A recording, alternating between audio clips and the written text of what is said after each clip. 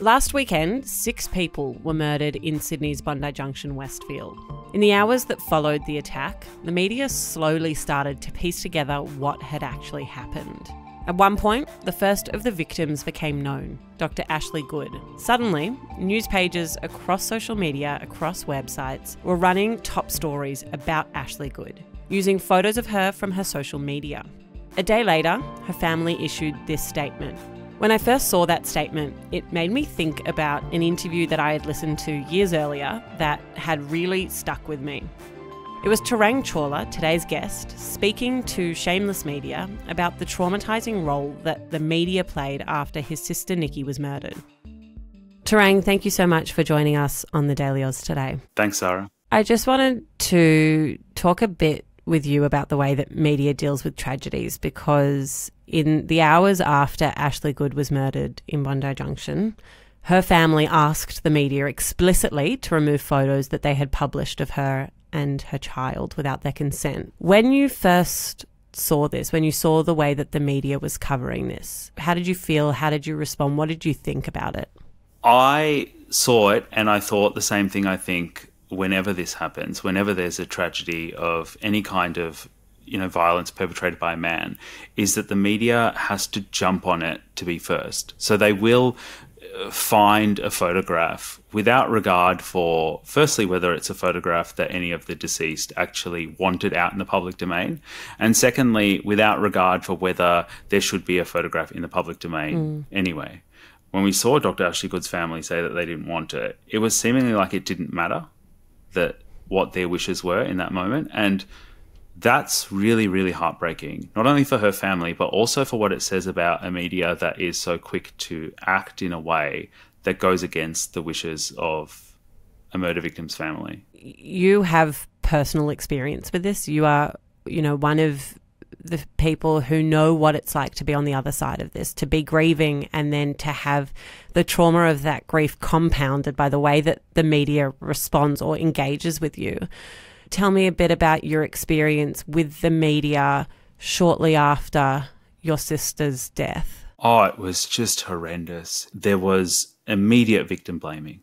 From the very beginning, there was so much around what she did that could have contributed to another person's choice to use violence against her, right? Secondly, there was information about my sister that she didn't want out in the public domain, right? There was commentary about her body image, her weight. Other things happened that just shocked me to my core. There was a mistake made by the court, which allowed for certain pieces of evidence to then be released into the media. And so there were certain mainstream media outlets that continued to publish it until they were, explicitly ordered not to. And it shocks me that we can live in a climate where this kind of salacious appetite occurs and the media is able to operate that actually enables misinformation to spread, right? It enables myths around causes of violence to spread. It does a disservice to people living with,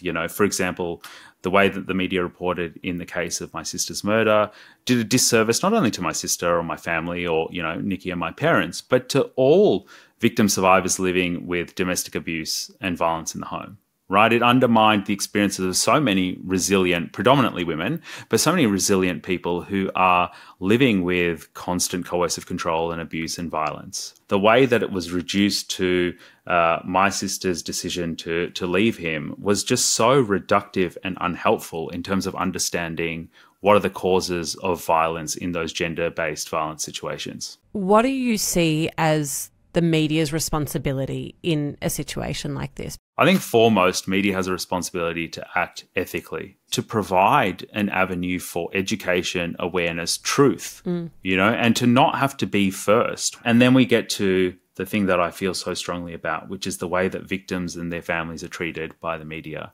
And the fact that Dr. Ashley Good's family had to make that request multiple times in order for it to be listened to, particularly in the context of one of the single most violent situations in recent Australian history.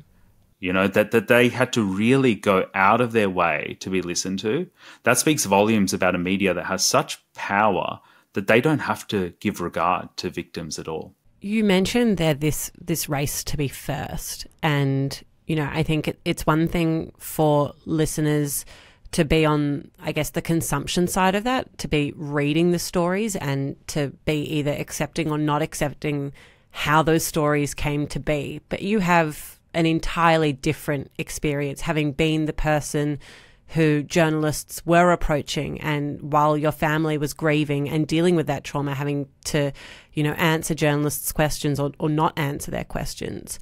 What was it like dealing with journalists at that time?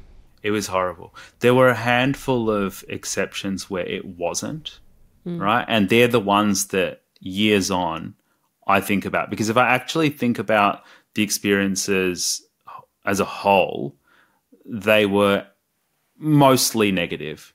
Being hounded by SMSs and phone calls. If you wouldn't pick up once, then 5 minutes later they'd ring again and again, and then they'd ring from a private number, and then they'd ring from another mobile number. When they couldn't get information from us quickly enough to publish, they'd turn to social media, right? And they'd go, what's publicly accessible through Facebook or through Instagram or through past posts?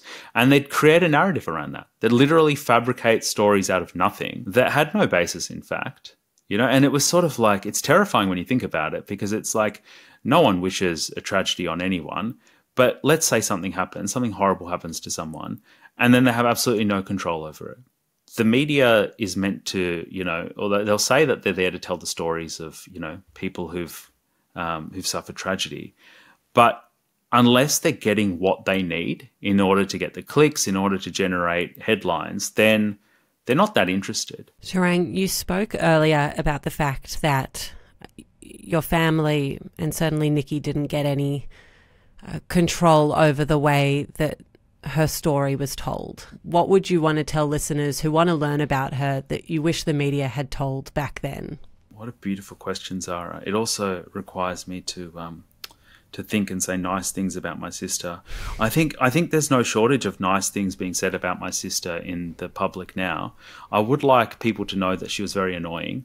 I would also like very people to standard know, brotherly response there. Yeah, she was tremendously annoying, but cute.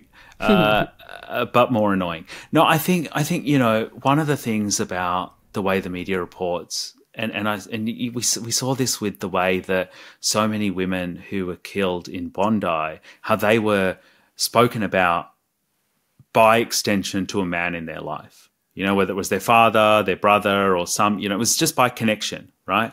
And one of the things that I want people to know about my sister is that she was a person in her own right.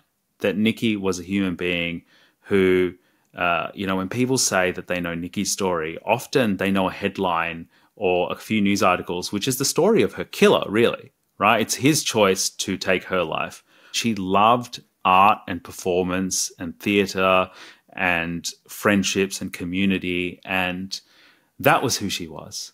Right? That she was kind of spirit and generous with her time and her energy, and that she was a human being who mattered, right? But those aren't the stories the Australian media tells, right? If we were to honour all the victims of male violence in particular, even since like 9 years ago when my sister was murdered, we would have Britannica lengths of just beautiful stories about so many wonderful human beings. And yet we have more stories about how men who kill might have been good blokes or might have had promising football careers, etc. And it's really worrying that that's the way that the media in Australia in particular operates. That's what's missing in a lot of Australian media, is actually caring. I do hope that we can be part of the change, and the advocacy that you do in calling out bad or irresponsible news reporting is going such a long way, I think, to helping everyone else try and understand these things critically. So thank you for your work in that area. And Tarang, thank you for speaking to us today. I so appreciate it. No, thanks so much, Lara.